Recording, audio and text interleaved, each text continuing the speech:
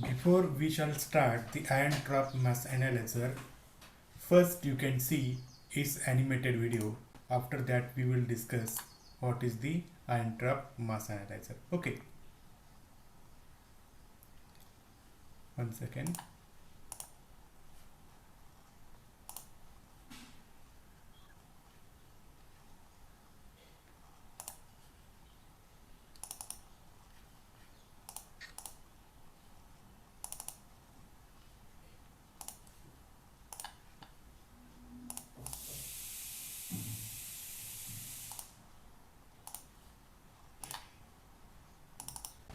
Okay, here we will see the first animated video of an ion trap mass analyzer.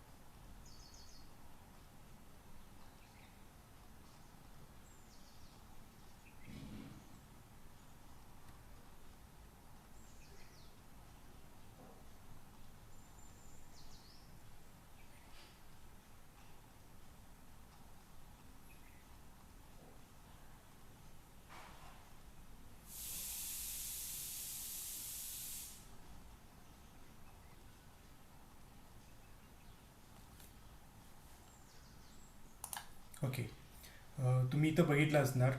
Yes, तर सगळ्यात पहिल्यांदा हा जो zone येतो, एक सेकंद. ओके, हा जो झोन येतो हा आहे आयोनायझेशन चेंबर. हा कोण आहे? Ionisation chamber.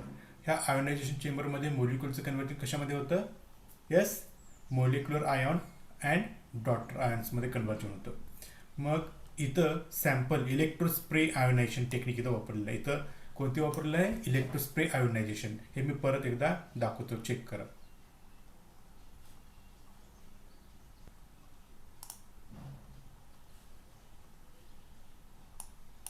बघा, हिअर आयोनायझेशन इथं झालेलं आहे. हे जे ग्रीन, परत येलो, रेड आणि ब्ल्यू कलरचे जे काही आयॉन्स आहेत ते पॉझिटिव्ह चार्ज आयन्स आहेत. ते जाणार आहेत कुठे? इथून. तर इथं त्यांना ॲक्सेलरेट केलं जातं आणि ॲक्सेलरेट केल्यानंतर मास ॲनालायझरकडे घेतलं जातं. आता इथं जो मास ॲनालायझर यूज केलं त्याचा प्रकार वेगळे. ह्याच्या आपण बघितलं मॅग्नेटिक सेक्टर मास ॲनालायझर हा सुरुवातीच्या काळामध्ये वापरत होते, आता तो वापरत नाही आहे. त्याच्यानंतर क्वाड्रुपल मास ॲनालायझर, काही ठिकाणी क्वाड्रुपल मास ॲनालायझर वापरतात. आणि त्याच्यानंतर जर आपल्याला त्यामध्ये चांगले रिझल्ट भेटत नसेल तर आयॉन ट्रॅप मास ॲनालायझर वापरतात.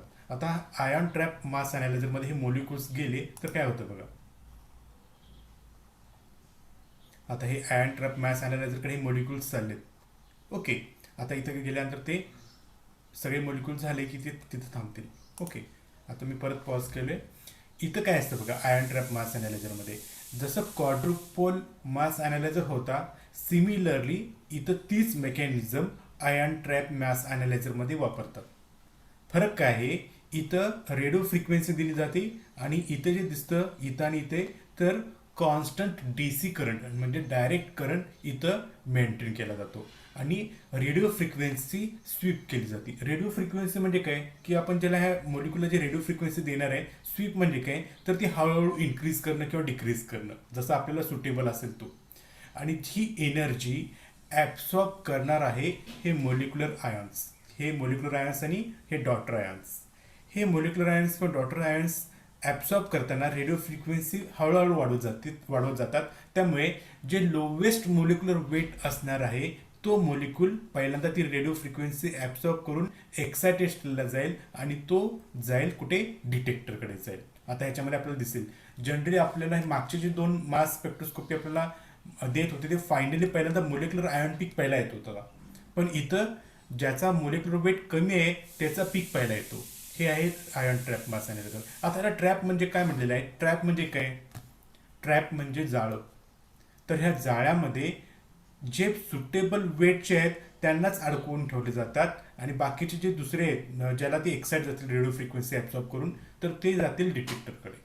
आणि अशा पद्धतीनं आपल्याला ज्याचा मोलिक्युलर वेट कमी त्याचा पहिला पीक मिळतो आणि असं हळूहळू वाढत जातं आणि सगळ्यात शेवटी फायनली आपल्याला मिळतो कोण? Molecular ion peak. आता ह्याच्यामध्ये पहिल्यांदा आपण बघू शकतो, ह्यामध्ये रेडिओ फ्रिक्वेन्सीला पहिला कोणता हे झालेला आहे, एक्साइट झालेला आहे, तर ह्याच्यापैकी सगळ्यात पहिला एक्साइट झालेला जो हे आहे आयॉन, तो आता इथं पहिल्यांदा बाहेर पडेल. आता सध्या ते रेडिओ फ्रिक्वेन्सी ॲब्सॉर्ब करायला इथं आपल्याला दिसतं, हे रेडिओ फ्रिक्वेन्सी ह्याच्यामध्ये ते ॲब्सॉर्ब करतायत. त्यातला सगळ्यात पहिला इथं दिसेल तुम्हाला,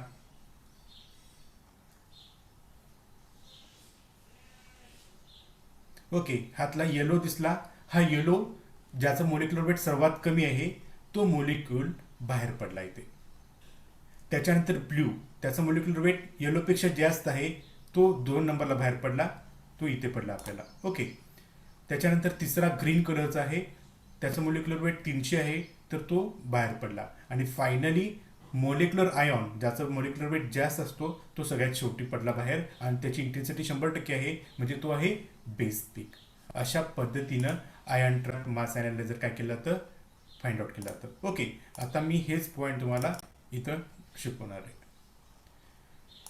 फर्स्टली आयन ट्रॅप मास अनालायझर.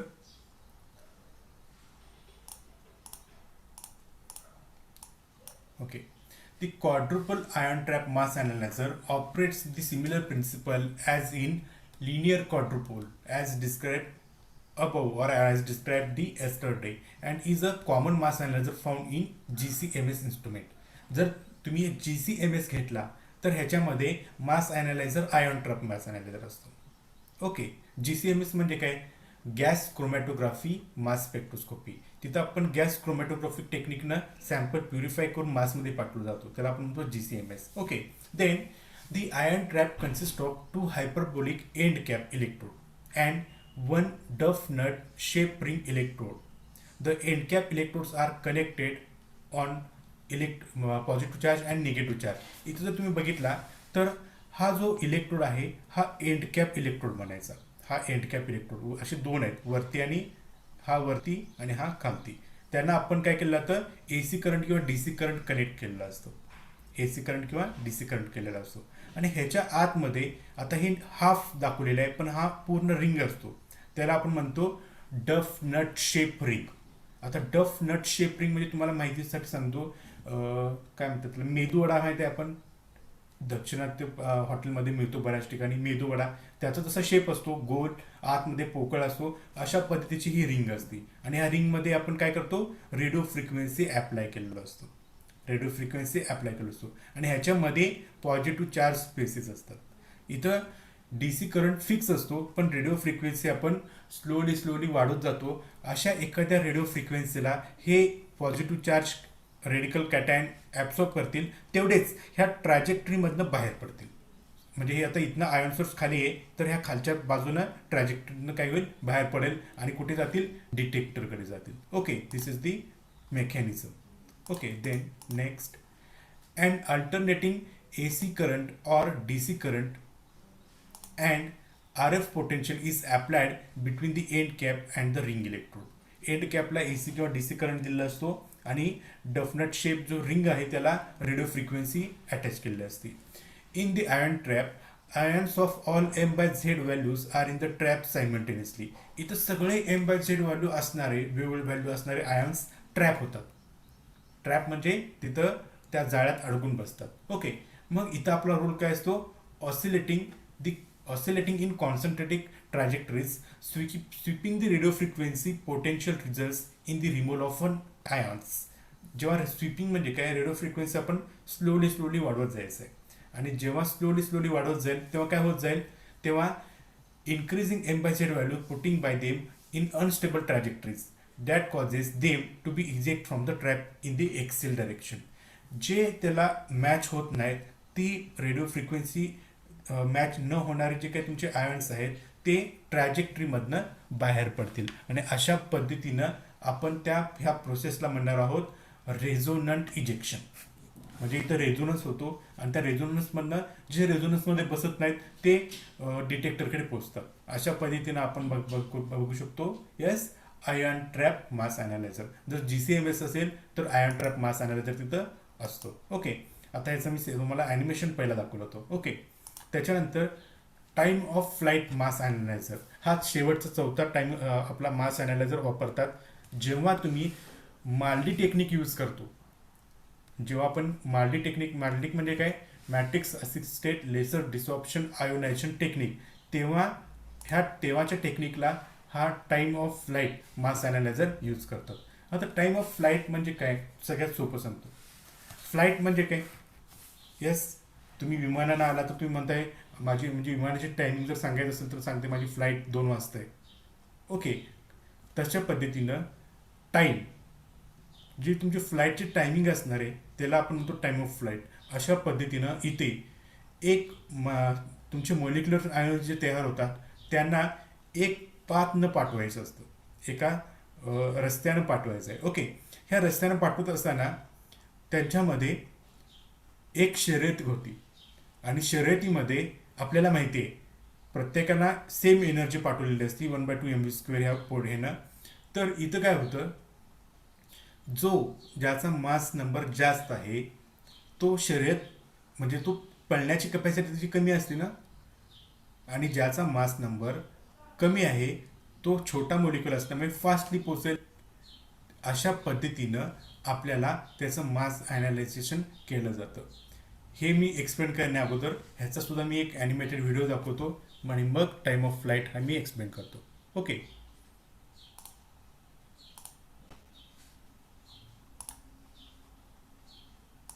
आणि टाइम ऑफ फ्लाईट जनरली तुम्ही जेव्हा माल्डी यूज करताय त्याच वेळेला तो वापरतात time of flight.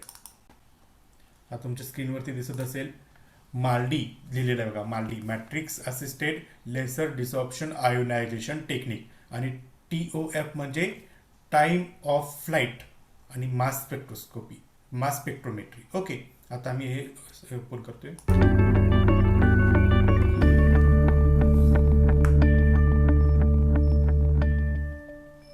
MALDI-TOF mass spectrometry is a versatile analytical technique to detect and characterize mixtures of organic molecules, especially large synthetic polymers and biopolymers.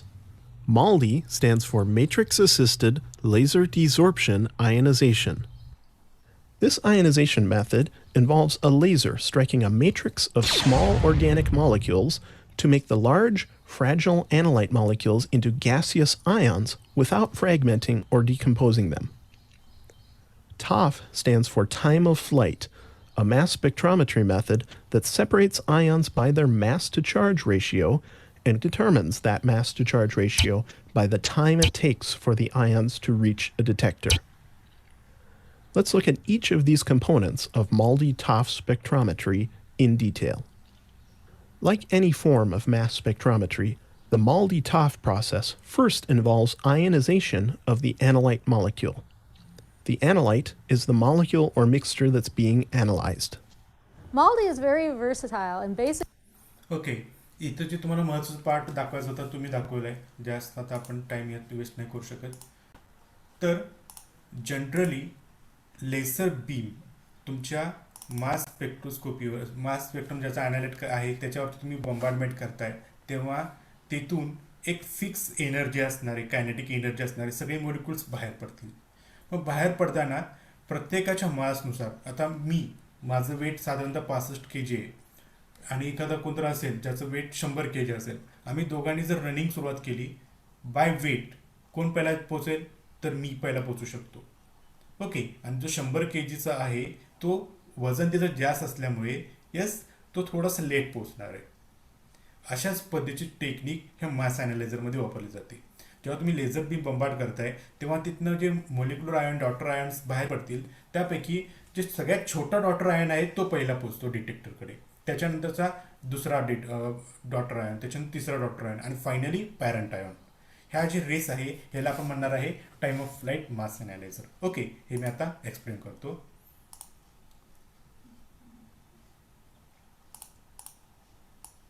Okay, the time of flight mass analyzer is based on the simple idea that the velocities of two ions.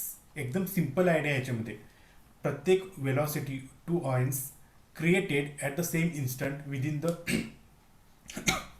the same kinetic energy will vary depending on the mass of the ions. इथं काय वापरलं जातं, दोन आयॉनची velocity एकाच वेळेला सुरुवात केली with the same kinetic energy, तर त्याच्यामध्ये व्हेलॉसिटीमध्ये डिफरंट आपल्याला ऑब्झर्व होतं. Will vary depending on the mass of the ions, because the lighter ions will have higher velocity. ज्याची मास कमी आहे त्याची व्हेलॉसिटी ही जास्त असते. If this ions are travelling toward the mass spectrometer, detector will read the faster ion first. म्हणजे ज्याची velocity जास्त आहे तो पहिला डिटेक्ट करेल, आणि तो कोण आहे, ज्याचा मास कमी आहे त्याला पहिला डिटेक्ट करेल. Okay, examining this concept further, the kinetic energy of an ion accelerated to an electric potential V will B.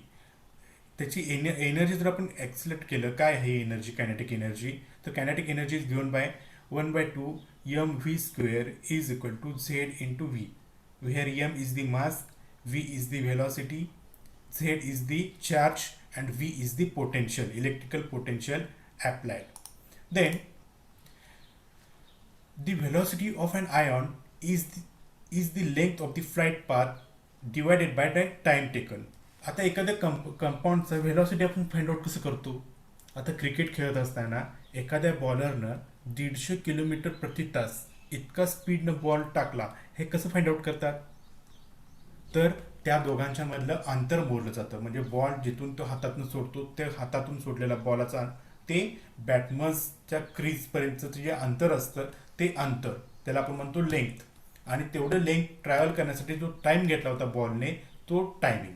Similarly इथं सुद्धा व्हेलॉसिटी कशी फाइंड आउट केली जाते, तुम्ही जिथं त्याच्यावरती रेस सुरुवात केली त्या रेसपासूनचं डिटेक्टरपर्यंतचं अंतर त्याला आपण म्हणतो फ्लाईट पाथ एल, आणि त्याला जाण्यासाठी लागणारा वेळ त्याला आपण म्हणणार आहे टाइम टी.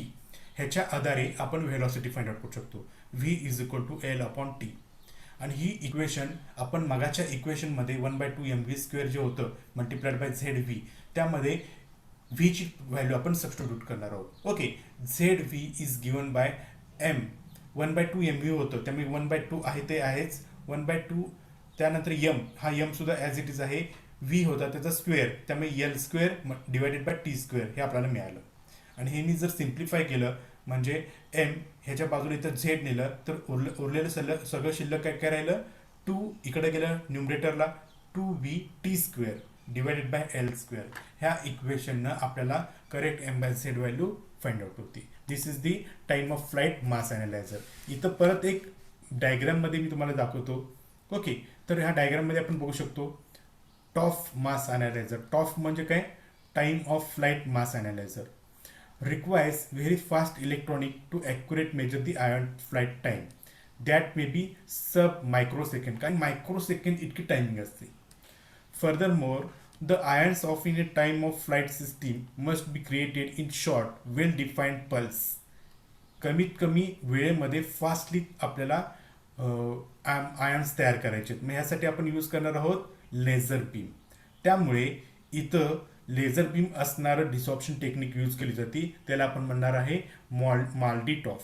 त्यामुळे माल्डी टेक्निक जर असेल मासमध्ये तर तिथं मास ॲनालायझर हा टॉफ असतो, that is time of flight mass analyser तिथं यूज केला असतो. इथं आपला सॅम्पल असतो, ह्या सॅम्पलवरती लेझर बीम सोडली जाते. लेझर बीम सोडल्यानंतर यस इथं पोटेन्शियल जास्त असल्यामुळे ॲक्सेलरेशन असल्यामुळे हे सगळे बाहेर पडतील इथे. आणि इथं बघा, हा सगळ्यात मोठा मास आहे, त्याचा स्पीड फार कमी आहे. त्याच्यानंतरचा मिडल आहे, त्याचा मास जरा मिडल असल्यामुळे त्याचा स्पीड जरा जास्त आहे. आणि हा एकदम लोवेस्ट मास असल्यामुळे त्याचं स्पीड अतिशय जास्त आहे. अशा पद्धतीनं तर तो डिटेक्टरकडे जातो. ह्याला आपण म्हणणार आहोत time of flight mass analysis. मी ह्याचं आधी ॲनिमेशन दाखवलं होतं. Okay, advantages and disadvantages.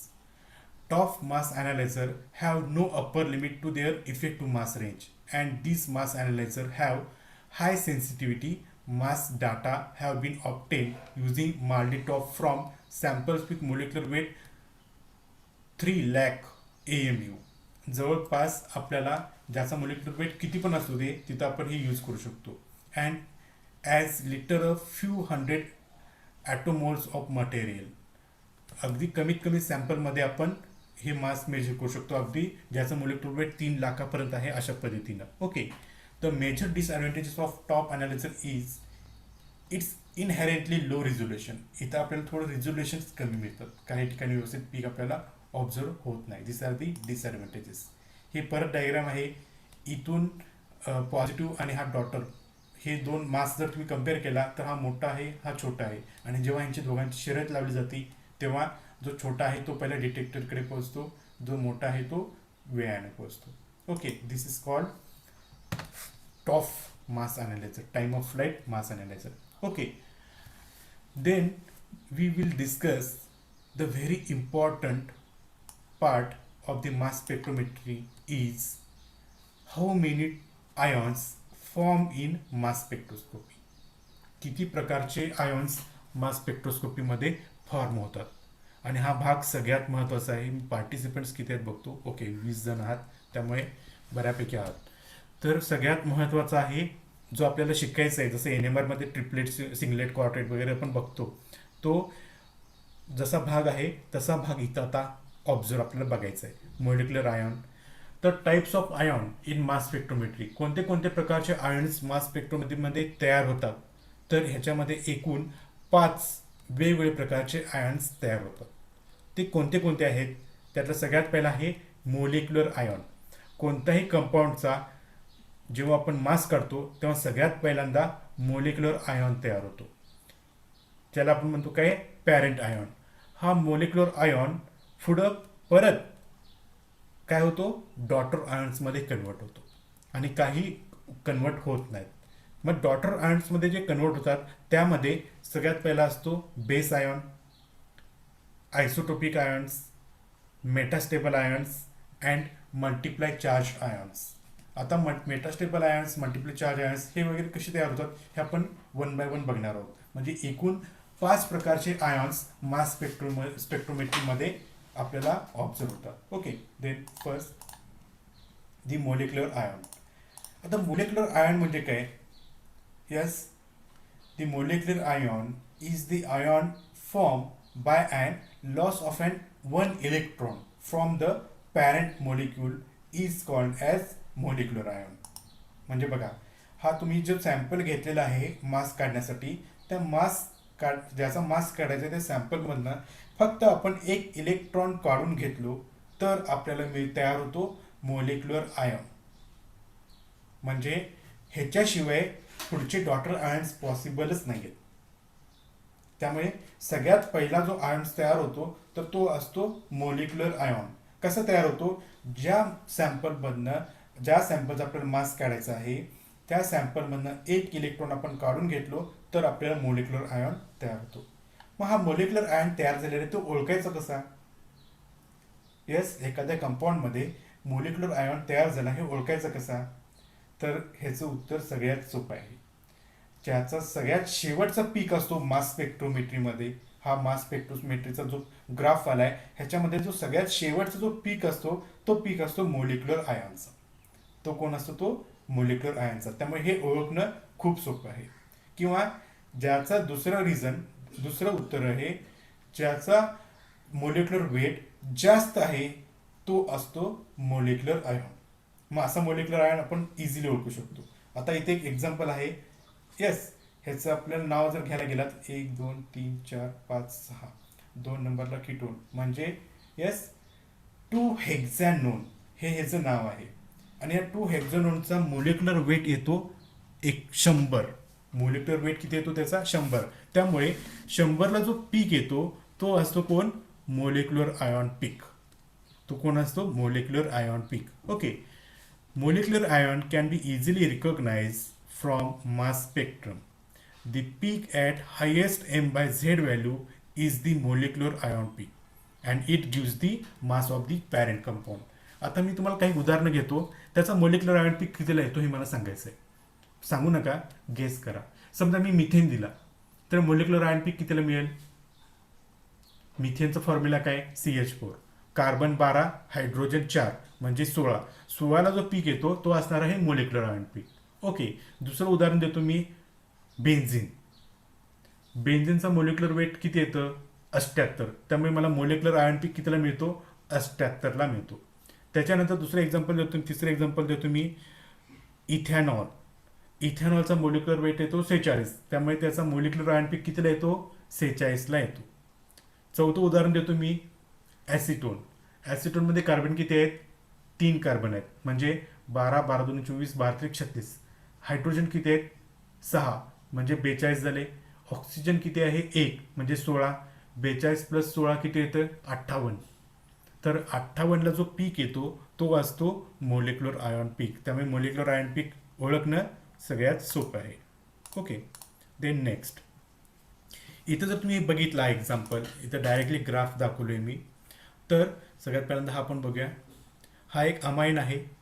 ह्याचा जर तुम्ही मोलिक्युलर वेट काउंट केला तर तो येतो साधारणतः हा 75 आहे, म्हणजे हा 74च्या आसपास हा पीक जो आलेला आहे तो ह्याचा मोलिक्युलर वेट आहे. ओके, ह्याच्या आधारे आपण ओळखू शकतो. त्याच्यानंतर इथं डोडिकेन आहे. डोडिकेन म्हणजे 12 कार्बन, 1 2 3 4 5 6 7 8 9 10 11 12. 12 गुणिले 12 किती येतं? 144. ओके, त्याच्यानंतर हायड्रोजन्स बघा किती येतात. हे हायड्रोजन्स मोजा. तर त्याचा जो पीक येतो मोलिक्युलर आयन पीक सगळ्यात शेवटी 170, आणि ते त्याचं मोलिक्युलर वेट सुद्धा 170 असणार आहे. ओके, त्याच्यानंतर लाईफ टाईम. मोलिक्युलर आयन पीकची जर लाईफ टाईम बघितला तर आपल्याला अल्कोहोल असेल तर मोलिक्युलर आयन पीक कधीच ऑब्झर्व होत नाही, कारण की अल्कोहोलचा मोलिक्युलर आयन पीक हायली अनस्टेबल असतो. अल्कोहोलचा मोलिक्युलर आयन पीक म्हणजे जर तुम्ही इथेल अल्कोहोल घेतलं त्याचा मोलिक्युलर वेट येतो 46, पण आपल्याला 46ला एकही पीक ऑब्झर्व होत नाही, कारण मोलिक्युलर आयन पीक तिथं तयार होतो, पण तयार झाल्या झाल्या लगेच डॉटर आयन्समध्ये कन्वर्ट होतो. पण त्या ठिकाणी ब्रँच हायड्रोकार्बन असेल तर आपल्याला थोडाफार दिसेल, कार्बोक्सिलिक ऍसिड असेल तर थोडाफार दिसेल. दिसेल म्हणजे काय? त्याची इंटेन्सिटी फार कमी, 1% ते 2% किंवा 5% पर्यंत. इथर, इस्टर, अमाइन्स इथपर्यंत त्याची इंटेन्सिटी फार कमी असते. त्याच्या त्यात कीटोनमध्ये आपल्याला ऑब्झर्वेबल येतो. मर्कॅप्टनमध्ये अनब्रँच हायड्रोकार्बन असेल त्याच्यामध्ये, किंवा ऑर्गॅनिक सल्फाईड असेल, अलिसायक्लिक कंपाऊंड, कॉन्ज्युगेटेड अल्किन आणि अरोमॅटिक कंपाऊंड असेल तर त्याची इंटेन्सिटी फार स्ट्रॉंग असते. त्यामुळे बेन्झिनचा जर तुम्ही मोलिक्युलर आयन लाईफ टाईम बघितला, मोलिक्युलर आयन बघितला तर तो मे बी बेस पीक असतो, म्हणजे त्याची इंटेन्सिटी फार जास्त असते. Okay, second one is base ion peak. आता बेस आयन पीक कसं ओळखायचं किंवा बेस आयन म्हणजे काय? तर base ion peak is the most intense peak in the mass spectrum is called base peak. म्हणजे ज्याची इंटेन्सिटी सगळ्यात जास्त असती त्या पीकला आपण म्हणतो बेस पीक. मग इंटेन्सिटी कुणाची जास्त असती? जे आयन्स मोस्ट स्टेबल असतात त्याची इंटेन्सिटी ही जास्त असते. मग आता इथं बघितला तुम्ही तर हा ए, हा बी, हा सी, हा डी. ओके, तर ह्यापैकी बी जो आहे तो मोस्ट स्टेबल आहे. मोस्ट स्टेबल असल्यामुळे ते बीचे आयन्स जास्त होतील. इथं तर काहीतरी 40 आयन्स तयार झाले होते, त्यामुळे डिटेक्टरकडे 40 आयन गेल्यामुळे त्याची इंटेन्सिटी सगळ्यात जास्त. आणि ज्याची इंटेन्सिटी सगळ्यात जास्त असती त्याला आपण असाय करतो 100%, आणि ह्या 100% वरती बाकीचे पीक आपण मेजर करतो. म्हणजे कसं मेजर करतो? समजा हे जर 5 सेंटीमीटर असेल, ही जी इंटेन्सिटीचे पीकचं अंतर 5 सेंटीमीटर असेल तर 100ला असाइन करायचं, म्हणजे 100ला असाइन करायचं. मग त्याच्यानंतर समजा हे 2ला असेल तर ह्याची इंटेन्सिटी किती होणार? समजा हे 2.5 असेल तर ह्याची इंटेन्सिटी 50% होईल. ह्याची जर इंटेन्सिटी 1 असेल तर ह्याची हे किती येईल? 20% येईल. अशा पद्धतीनं आपण बाकीच्या पीकची इंटेन्सिटी फाइंड आउट करू शकतो इन पर्सेंटेज. ओके, परत ओळखणं कसं जातं? The base ion peak is because of the most stable fragment. Base ion कुणामुळे मिळतो? मोस्ट स्टेबल फ्रॅगमेंटमुळे मिळतो, आणि त्याची इंटेन्सिटी हायेस्ट असते, त्याची इंटेन्सिटी 100% असते. ओके, आता इथं आपण ओळखू शकतो हा एक मास स्पेक्ट्रोमीटर आहे. जो 125ला जो पीक आलाय त्याची इंटेन्सिटी जास्त आहे आणि ती किती आहे 100%. त्यामुळे ह्या कंपाऊंडचा बेस पीक कितीला आलेला आहे 125ला आलेला आहे, हे आपण इझिली म्हणू शकतो. ओके, इथं सुद्धा तुम्ही बघू शकता. तर हा कंपाऊंड आहे इथर. 45ला जो पीक आहे तो आहे बेस पीक. इथं जो 30ला जो पीक आहे तो आहे बेस पीक. नॅप्थॅलिन मोलिक्युलर वेट किती 128, आणि मी आता सांगितलं होतं मोलिक्युलर आयॉन पीक नॅप्थॅलिनचा खूप स्टेबल असतो, म्हणजे अरोमॅटिक कंपाऊंडचा खूप स्टेबल असतो, त्याची फ्रॅगमेंटेशन जनरली लवकर होत नाहीत. त्यामुळे 128ला तुम्हाला पीक मिळालाय तो मोलिक्युलर आयॉन पीक सुद्धा आहे प्लस बेस पीक सुद्धा आहे, त्याची इंटेन्सिटी 100 आहे म्हणून. आणखी एकदा व्यवस्थित कानाने ऐका. बेस पीक हा मधीच असतो असं नाही. बेस पीक काही वेळेला मोलिक्युलर आयॉन पीक सुद्धा असू शकतो, पण तो कुणाच्या बाबतीत जर अरोमॅटिक कंपाऊंड असेल तर. समजा मी तर बेन्झिन घेतला असतो तर बेन्झिनचा बेस पीक आणि मोलिक्युलर आयॉन पीक सेम आहेत 78. सिमिलरली हा नॅप्थॅलिन मोलिक्युलर वेट 128 येतो, त्याचा बेस पीक 128ला आलेला आहे, तो मोलिक्युलर आयॉन पीक सुद्धा आहे आणि बेस पीक सुद्धा आहे. आणि इथं ईस्टर आहे, ईस्टरचा बेस पीक आलेला आहे 43ला. ईस्टरची इंटेन्सिटी बघा किती कमी आहे. मी म्हटलं होतं ना इंटेन्सिटी कमी राहते म्हणून, तर इंटेन्सिटी फार कमी आहे 188ला, अगदी 1-2% आहे. पण इथं बघितला बेस पीक अरोमॅटिक कंपाऊंडची तर ती जास्त आहे, मोलिक्युलर आयॉन पीक आहे तो. ओके, नेक्स्ट आहे आयसोटोपिक पीक. तर आयसोटोपिक पीक आपल्याला कुणामुळे मिळतात, काय मिळतात, कसे मिळतात हे आपण पहिल्यांदा बघूया. जनरली आयसोटोप म्हणजे काय नेमकं? येस, आयसोटोप म्हणजे काय? ज्याचा ॲटॉमिक नंबर सेम पण मास नंबर डिफरंट असतात त्याला आपण म्हणतो आयसोटोप्स. मग प्रत्येक कंपाऊंडचे आयसोटोप्स आहेत. हायड्रोजनचा 1H1, 1H2, 1H3 असा आयसोटोप आहे. कार्बनचा 6 कार्बन 12, 6 कार्बन 13 हे आयसोटोप झाले. ऑक्सिजनचा 8 ऑक्सिजन 16, 8 ऑक्सिजन 17 असे 8 ऑक्सिजन 18 असे 3 आयसोटोप्स आहेत ऑक्सिजनचे. पण कार्बन असेल, सॉरी हायड्रोजन असेल किंवा कार्बन असेल, ह्याचे आयसोटोप्सची अबंडन्स नेचरलमध्ये फार कमी आहे. पण एखादा असा आयसोटोप असेल क्लोरीन, क्लोरीनचा आयसोटोप 35 आणि 37. परत ब्रोमीन, ब्रोमीनचा आयसोटोप 79 ब्रोमीन अँड 81 ब्रोमीन, ह्याचा अबंडन्स फार आहे. त्यामुळे इथं आपल्याला पीक आयसोटोपिक पीक सुद्धा मिळतात. ओके, आता आपण पहिल्यांदा बघूया आयसोटोपिक पीक म्हणजे काय नेमकं. Most elements occur naturally as a mixture of isotopes. काही एलिमेंट्सचे पिरियोडिक टेबलमध्ये जे तुम्हाला माहिती असले एलिमेंट्स आहेत ते नॅचरली त्याचे काही आयसोटोप्स प्रेझेंट आहेत, आणि हे आयसोटोप्समुळे आपल्याला एक्स्ट्रा पीक मिळतात. That is M+1 M+2. कार्बनला 78ला, बेन्झिनचा पीक 78ला यायला पाहिजे, पण बेन्झिनला 78चा पण पीक असतो, पण त्याच्या खाली थोडासा बारका 79ला पीक असतो. सो 79ला जो पीक मिळतो तो कुणामुळे मिळालेला असतो, तर तो पीक मिळालेला असतो आयसोटोपिक पीक मिळालेला असतो. ओके, इथं आपण बघू शकतो कार्बन आयसोटोप कोणता आहे 12, त्याचं अबंडन्स 100% असेल तर 13 कार्बनचा अबंडन्स फार कमी आहे. म्हणजे 12 कार्बन 100% असेल तर 13 कार्बन हा 1%चा आहे. 1H 100% असेल तर 2H त्याचा अबंडन्स फारच कमी आहे, म्हणजे 0.0 निग्लिजिबल. पण क्लोरीन 35 असेल तर 37 क्लोरीनचा अबंडन्स 35% आहे.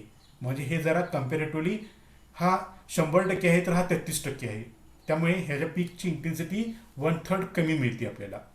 ब्रोमीन 100 असेल तर 81 ब्रोमीन 98% आहे, म्हणजे 98 म्हणजे 100%च म्हणू शकतो आपण. त्यामुळे ह्याची इंटेन्सिटी जवळपास सेम आहे.